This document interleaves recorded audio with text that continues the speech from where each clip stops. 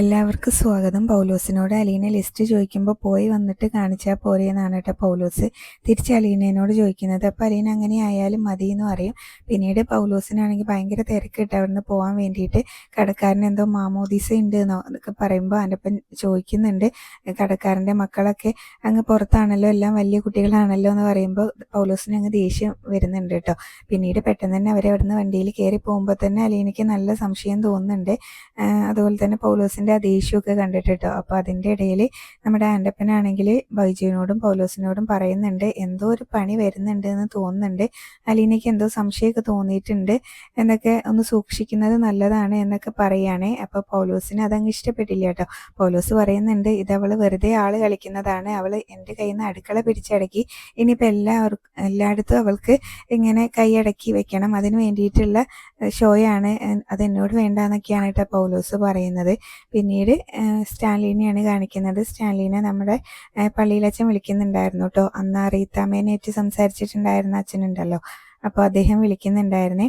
അപ്പോൾ വിളിച്ചിട്ട് സ്റ്റാൻലിനോട് പറയും, സ്റ്റാൻലി അവിടെ റെസ്റ്റ് എടുക്കായിരുന്നേ, വിളിച്ചിട്ട് ഇങ്ങനെ പള്ളിയിൽ അച്ഛനാണ്, വികാരി അച്ഛനാണെന്ന് പറയുമ്പോൾ അച്ഛൻ അവിടുത്തെ അച്ഛൻ മാറിയോ എന്ന് ചോദിക്കുന്നുണ്ട്. അപ്പോൾ അതൊക്കെ ഒരു വർഷമായി, സ്റ്റാൻലി പള്ളിയിലൊന്നും വരാത്തതുകൊണ്ട് അറിയാത്തതാണ് എന്നൊക്കെ ഇങ്ങനെ പറയുന്നുണ്ട് കേട്ടോ. അപ്പോൾ സ്റ്റാൻലി പറയുന്നുണ്ടായിരുന്നു, ഞാനും ദൈവം നേരിട്ടാണ് ഇടപാട്, ഞാൻ പള്ളിയിലൊന്നും പോവാറില്ല, എനിക്ക് വേണ്ടത് ദൈവം ഇങ്ങോട്ട് തരും, ഞാൻ വേണ്ടത് അങ്ങോട്ടും കൊടുക്കും, ഞങ്ങളുടെ ഇടയിൽ ഇങ്ങനെ പണത്തിൻ്റെ ആ ഇടപാടൊന്നുമില്ല എന്നൊക്കെ പറയുന്നുണ്ട്. അപ്പോൾ പിന്നീട് എന്തിനാ അച്ഛൻ വിളിച്ചതെന്ന് ചോദിക്കുകയാണ് കേട്ടോ. അപ്പോൾ എന്തെങ്കിലും ആവശ്യമുണ്ടോ, പണം വേണോ എന്നൊക്കെയാണ് ചോദിക്കുന്നത്. അപ്പം അതിൻ്റെ ഒന്നും ആവശ്യമില്ല, ഇവിടെ ഒന്നും ആവശ്യമില്ല, പക്ഷേ നമുക്ക് ഒന്ന് സംസാരിക്കണം എന്ന് പറയുമ്പോൾ അച്ഛൻ എന്താ പറഞ്ഞു വരുന്നതെന്നൊക്കെ എനിക്ക് മനസ്സിലായി, അച്ഛൻ ഫ്രീ ആകുമ്പോൾ ഇങ്ങോട്ടേക്ക് പോരെന്ന് പറയും. അപ്പോൾ സ്റ്റാൻലിയുടെ ഒഴിവും കൂടെ നോക്കണമല്ലോ, അപ്പോൾ അതിന് വേണ്ടിയിട്ട് അച്ഛൻ ചോദിക്കുന്നുണ്ട് എന്നാൽ സ്റ്റാൻലി ഒഴിവുള്ളതെന്ന്. അപ്പം എന്നാലും എനിക്ക് തിരക്കാണ്, അത് കഴിഞ്ഞിട്ട് എപ്പോൾ വേണേലും അച്ഛൻ വന്നോന്ന് പറഞ്ഞിട്ട് കോള് കട്ട് ചെയ്യേ. പിന്നീട് അലീന പൗലോസ് എല്ലാവരും സാധനമൊക്കെ കൊണ്ടുവന്നിട്ടുണ്ട് കേട്ടോ. പൗലോസ് അടുക്കളയിലും സാധനങ്ങൾ കൊണ്ടുവയ്ക്കുന്നുണ്ട്. അതുപോലെ തന്നെ ജീപ്പിൽ കുറേ സാധനങ്ങളുണ്ട്, അതെടുക്കാൻ വേണ്ടിയിട്ട് പോകുമ്പോൾ ബൈജു അവിടെ സിഗരറ്റ് എന്തോ വലിച്ചുകൊണ്ടിരിക്കുകയാണ് കേട്ടോ. അപ്പോൾ ഇതൊന്ന് പെട്ടെന്ന് എടുത്ത് വെക്കടാന്ന് പറയുമ്പോൾ ഞാനിതൊന്ന് വലിച്ചു തീർത്തോട്ടേ എന്നാണ് ബൈജു പറയുന്നത് കേട്ടോ. അപ്പോൾ പൗലോസാണെങ്കിലും ബൈജുവിനോട് പറയുന്നുണ്ടായിരുന്നു, ആ ഭൂതം എന്നെ ചോദ്യം ചെയ്യാൻ വന്നിട്ടുണ്ട്, അവൾക്ക് ഇങ്ങനെ ലിസ്റ്റ് കാണണം പോലും ബില്ല് കാണണം പോലും, ഞാൻ ഇപ്പം അങ്ങ് കാണിച്ചു കൊടുക്കാമെന്ന് ഇങ്ങനെ ദേഷ്യത്തിൽ പറയുകയാണ്. അപ്പോൾ അലീനയ്ക്ക് എന്തെങ്കിലും സംശയം തോന്നിയിട്ടുണ്ടോ എന്നൊക്കെ ബൈജു ചോദിക്കുമ്പോൾ അങ്ങനെയൊന്നും ഉണ്ടാവില്ല എന്ന് പറഞ്ഞ് അവർ സാധനങ്ങളിലെല്ലാം എടുത്ത് വെക്കുകയാണ് കേട്ടോ. കുറേ ചാക്കിൽ അരിയോ സാധനങ്ങളൊക്കെ ഉണ്ട് കേട്ടോ കുറേ. അപ്പം അതെല്ലാം അകത്തേക്ക് കൊണ്ടുവയ്ക്കുന്നുണ്ട്. പൗലോസാണെങ്കിൽ അതെല്ലാം ബൈജുവിന് അങ്ങ് എടുത്ത് കൊടുക്കുകയാണ് കേട്ടോ. ബൈജും രണ്ടുപേരും കൂടിയാണ് അകത്തേക്ക് കൊണ്ടുവയ്ക്കുന്നത്.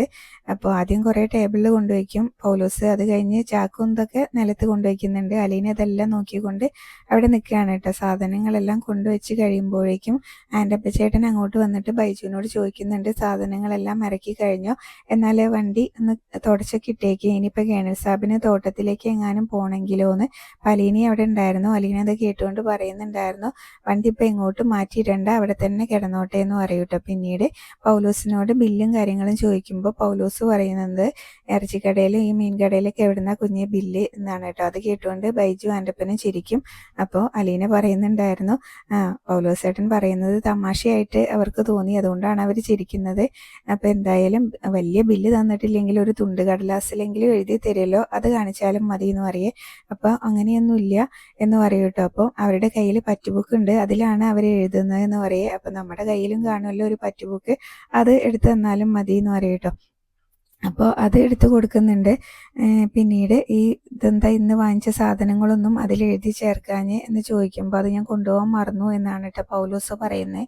അപ്പോൾ അതുപോലെ തന്നെ നാളെ തന്നെ ഞാനിത് പറ്റുബുക്ക് കൊണ്ടുപോയിട്ട് സാധനങ്ങളെല്ലാം അതിൽ എഴുതി ചേർത്തോളാം എന്ന് പറയുമ്പോൾ അത് പറ്റത്തില്ലല്ലോ, ഇപ്പോൾ പൗലോസേട്ടൻ ഇനിയിപ്പോൾ സാധനങ്ങൾ മറന്നു പോയെങ്കിലോ, ഇന്ന് വാങ്ങിച്ച സാധനങ്ങൾ, അപ്പോൾ കടക്കാരനാണെങ്കിലും അതിൽ ഒരൈറ്റം കൂടെ എഴുതി ചേർത്താലോ, അതൊന്നും പറ്റുന്ന കാര്യമല്ലല്ലോ, പൗലോസേട്ടൻ ഇങ്ങനെ ഒന്നും മറന്നു പോവില്ല സാധനങ്ങൾ വാങ്ങിച്ചത് എന്നല്ലേ പറഞ്ഞത്, പിന്നെ എന്തുകൊണ്ടാണ് പറ്റുബുക്ക് മറന്നു പോയത് എന്നൊക്കെ ഇങ്ങനെ അലീന എല്ലാം ചോദിക്കുന്നുണ്ട് കേട്ടോ അലീനയോട്. അങ്ങനെ അങ്ങ് ഇതാക്കി പറഞ്ഞു നിൽക്കാനുള്ളതൊന്നും അപ്പോഴേക്കും പൗലോസിന് കിട്ടുന്നില്ല. അപ്പോഴേക്കും വല്യപ്പച്ചൻ അവിടേക്ക് വരികയും ചെയ്യുന്നുണ്ട്. എന്താ ഇവിടെ പ്രശ്നം എന്ന് ചോദിച്ച്.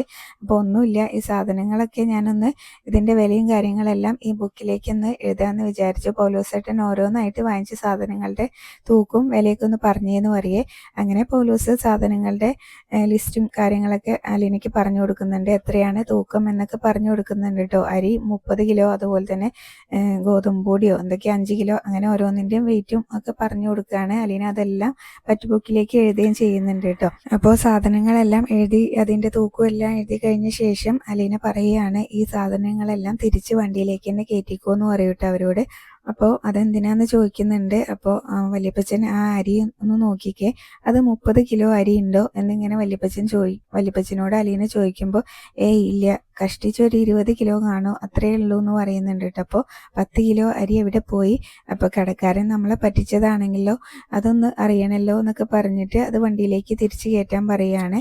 അപ്പോൾ പൗലോസ് ഇങ്ങനെ പറയുന്നുണ്ടായിരുന്നു, ഇത് 20 കിലോ അരിയേ ഉള്ളൂ, ഇന്നലെ 10 കിലോ വാങ്ങിച്ചിട്ടുണ്ടായിരുന്നു, ഞാൻ അതും കൂടെ ചേർത്താണ് പറഞ്ഞതെന്ന് പറയും. അപ്പോൾ ഇന്നലെ വാങ്ങിച്ചത് എന്താ ഈ പറ്റ് ബുക്കിൽ എഴുതി ചേർക്കാഞ്ഞ് എന്ന് ചോദിക്കുന്നുണ്ട് കേട്ടോ.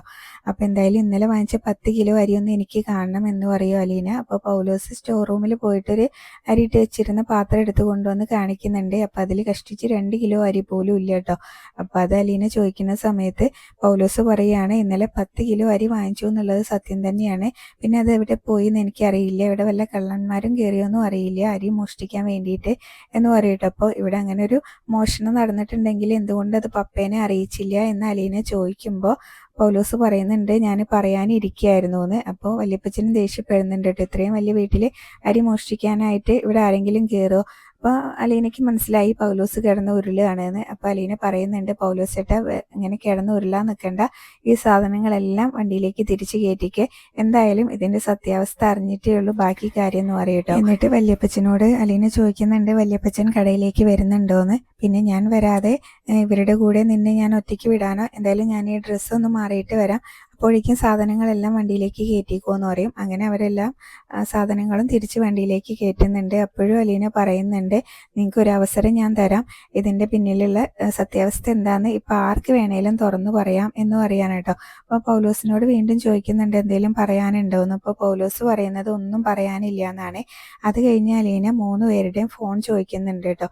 3 പേരും ആ ഫോൺ ഇങ്ങോട്ടേക്ക് തന്നേ, ഇനിയിപ്പോൾ ആർക്കെങ്കിലും ഇവിടെ എന്തെങ്കിലും സൂചന കൊടുക്കാൻ തോന്നിയാലോ, അതുകൊണ്ട് ആ ഫോൺ ഇങ്ങ് തന്നേന്ന് പറയുമ്പോൾ ആൻ്റപ്പന് മടിയൊന്നുമില്ല കേട്ടോ കൊടുക്കാൻ. പക്ഷേ പൗലോസും അതുപോലെ തന്നെ ബൈജുവിനും കുറച്ച് മടി ഉണ്ടായിരുന്നു. അപ്പോൾ വല്യപ്പച്ചനാണെങ്കിലും ആ ഫോൺ അങ്ങ് കൊടുക്കാൻ പറയുകയാണ്. അപ്പോൾ എന്തായാലും അതൊക്കെ കൊടുക്കുന്നുണ്ട്. പിന്നീട് അവർ 4 പേരും കൂടെ വണ്ടിയിൽ കയറി പോവുകയാണ്. ആൻ്റപ്പൻ ചേട്ടൻ പോകുന്നില്ല കേട്ടോ.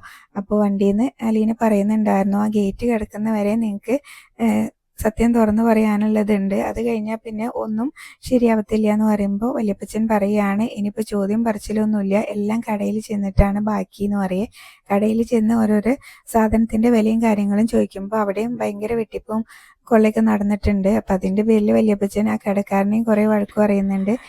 ഞാൻ സ്റ്റാൻലിയുടെ അപ്പനാണ്, അപ്പോൾ എന്നോട് കളിക്കാൻ നീ ആയോ, നിന്റെ കടയെല്ലാം എടുത്ത് കുളത്തുപ്പുഴ കൊണ്ട് എറിയും എന്നൊക്കെ പറയുന്നുണ്ട് കേട്ടോ. അത് കഴിഞ്ഞ് അവർ തിരിച്ചു വന്ന് അലീന പൗലോസിനോടും ആൻ്റപ്പനോടൊക്കെ ചോദിക്കുന്നുണ്ട്, നിങ്ങളെ വിശ്വസിച്ച ഒരാളെ ഇങ്ങനെ ചതിക്കാൻ നിങ്ങൾക്ക് ഇങ്ങനെ തോന്നി, ഒരു മനസ്സാക്ഷി കുത്തും തോന്നിയില്ലേ ഇങ്ങനെ ചതിച്ചപ്പോൾ എന്നൊക്കെ ചോദിക്കുന്നുണ്ട് കേട്ടോ.